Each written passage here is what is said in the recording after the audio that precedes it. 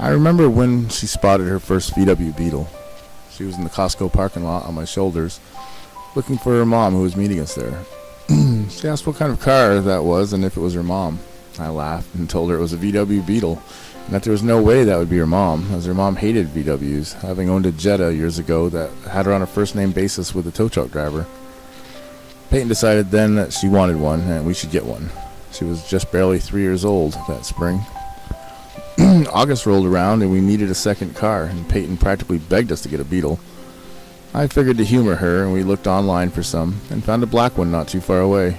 Before we knew it, we owned this 1998 VW, and immediately the bond between this car and child was great. It was less than a week later when she was referring to it as Zippy, a name her and her mom came up with due to the car's zippy feel when they drove. Over time, Zippy proved to be a decent car, although one with a bunch of quirks. The car would accelerate on its own on the freeway. The radio would play songs that Peyton requested almost on command.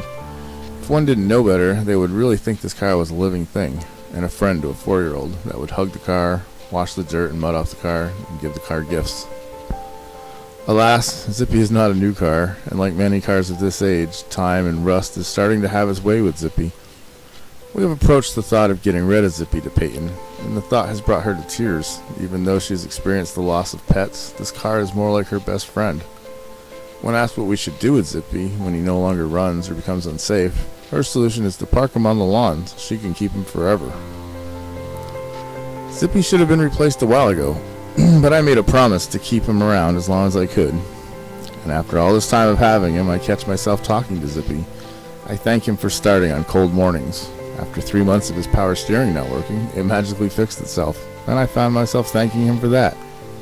I see the charm in this rough around the edges Beetle that we only own because our daughter begged for the car she fell in love with. Even my wife's hatred for the VW brand was pushed aside by the love of her daughter and wanting to do something simple that would make her happy. I guess VW Beetles grow on you, as last winter we took a road trip to Lake Placid, New York together so we could get my wife a newer and nicer car, a 2001 Volkswagen Beetle. Her name is Elsa.